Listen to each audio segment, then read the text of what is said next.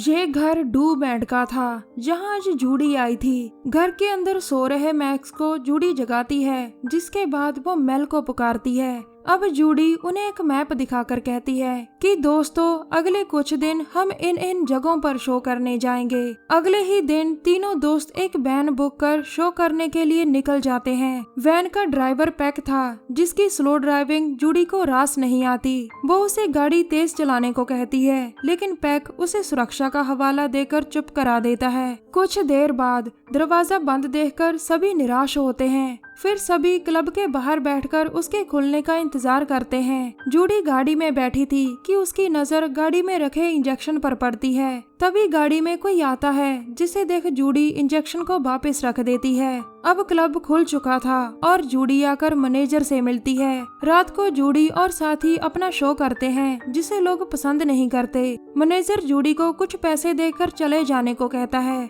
निराश जूडी अपने दोस्तों के पास आती है। पैक कुछ सोचकर, जूडी क्या टाइम हुआ? जूडी टाइम देखकर, लगभग आधी रात, चलो यहाँ से चलते हैं। ये सुनकर पैक कहता है, मैं चलने से पहले बाथरूम जाकर आता हूँ। ये कहकर वो बाथरूम की तरफ चला जाता है, जबकि बाकी तीनों गाड़ी में बैठकर उसका इंतजार करने लगते हैं। अचानक जूडी की नजर डॉलर पर पड़ती है, जो खराब था। जूडी डॉलर चेंज करवाने क्लब में आती है, जिसे मैनेजर ने उसे दिया था। जूडी मैनेजर के कमरे में आती है और उसके सामने एक राक्षस मैनेजर को खा रहा था। वो डरकर भागती है और अपनी वैन में आती है। जूडी मैक्स से, इसकी चाबी कहाँ है? मैक्स बताता है, पैक के पास। तभी खून से भीगा पैक, रुको रुको, तुम कहाँ जा रहे हो? इसके जवाब में जूडी, तुम हमसे दूर रहना। पैक, ठीक है, सब ठीक है। दरअसल जूडी मुझे देखकर डर गई जब मैं मैनेजर को गालियां दे रहा था। जूडी, इसने उसे मार डाला। इसके बाद तीनों मैनेजर की लाश देखते हैं, जिसे पैक ने खा लिया था। अब तीनों पैक के पास आते हैं। जूडी, वैन की चाबी कहाँ है? पैक जेब से चाबी निकालता है, जिसे जूडी लेना चाहती थी। जूडी को रोककर पैक, देखो मेरी बात सुनो, मुझे अपनी सफाई का मौका दो। हम सभी डिनर करने चलते हैं, जहां तुम्हें मेरी बात सुननी होगी। तीनों ना चाहते हुए भी उसकी बात मान लेते हैं। कुछ देर बाद एक होटल में, पैक, मैं बताना चाहता हूँ कि मैं एक बीमारी से पीड़ित हूँ। मेल पूछती है, हमें अपनी बीमारी के बारे में बताओ। पैक, ठीक है, हर आधी रात को मैं किसी चीज में बदल जाता हूँ। मुझे नहीं पता वो क्या चीज है। मुझे ये भी नहीं पता ये सब कब शुरू होता है, लेकिन ये सिर्फ 13 मिनट के लिए होता है। जूडी, तुमने उसे मारा फिर खा लिया? पैक, हाँ, मैंने ऐसा किया। मेल, लेकिन अगली बार हम में से भी कोई हो सकता है।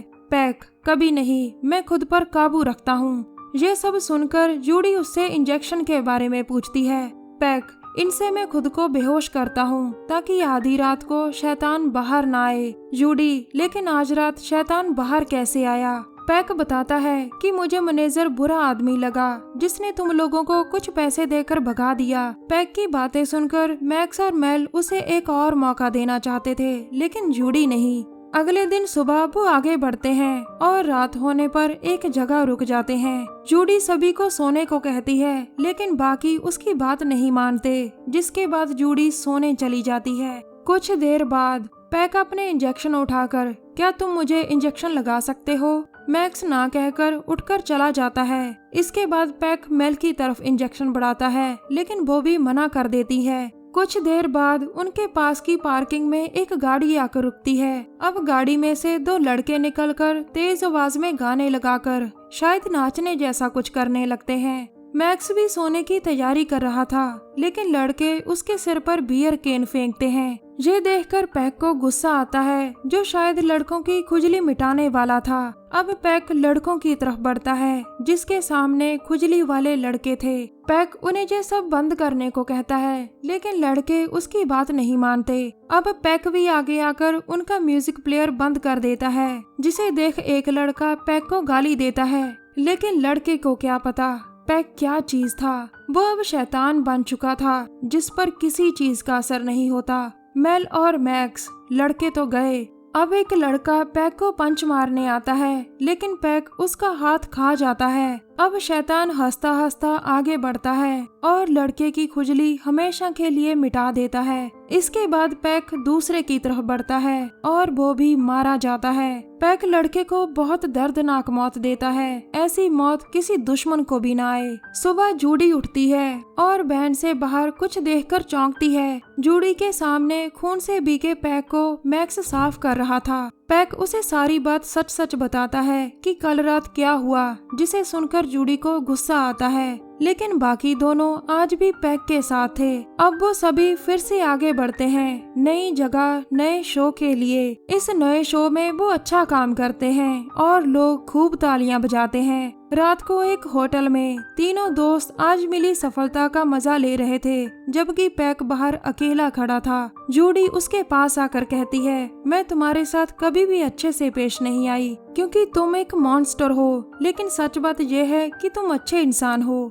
ये सुनकर पैक, तुम्हारा धन्यवाद। इसके बाद पैक सोने चला जाता है। जूडी को यकीन था कि आज रात ये किसी का खून नहीं करेगा।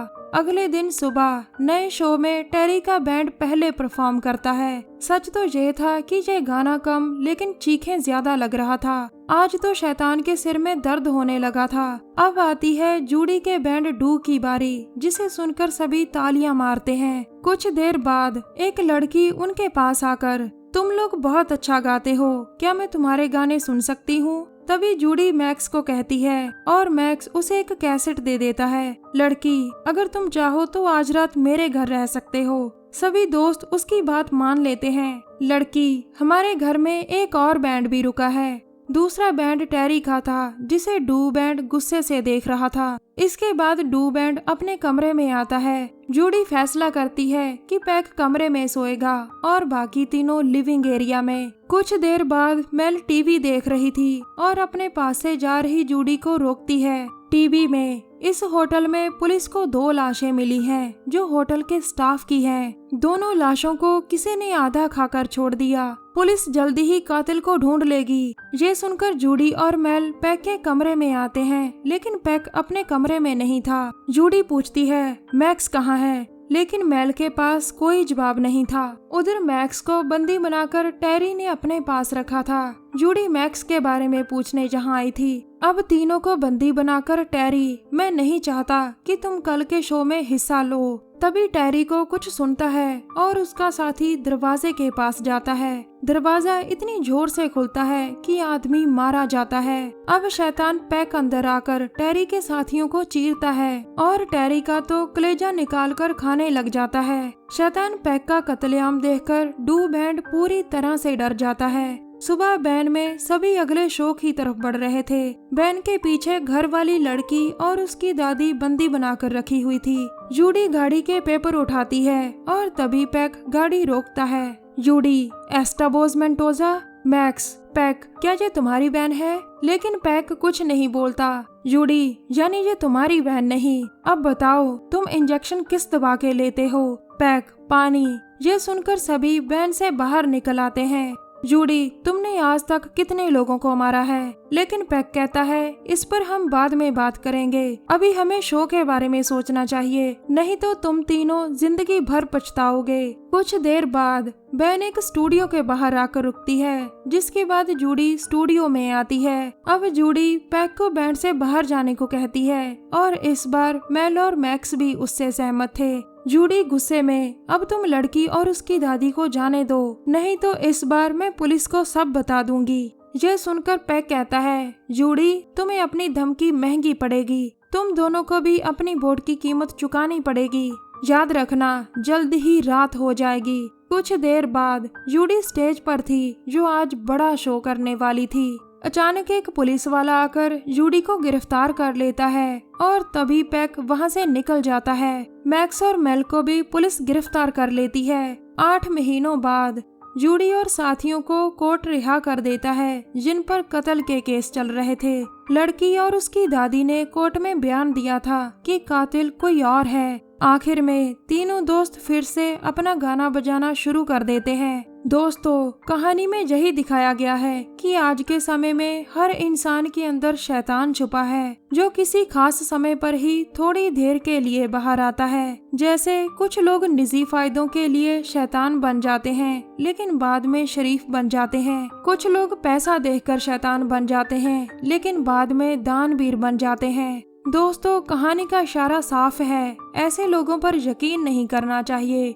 इनसे हमें दूर रहना चाहिए, क्योंकि ये समाज के लिए खतरा है। अंत में इंसान के अंदर छुपे शैतान को पहचानना बहुत मुश्किल है। हमारी वीडियो देखने के लिए धन्यवाद। प्लीज हमारे चैनल को जरूर सब्सक्राइब करें।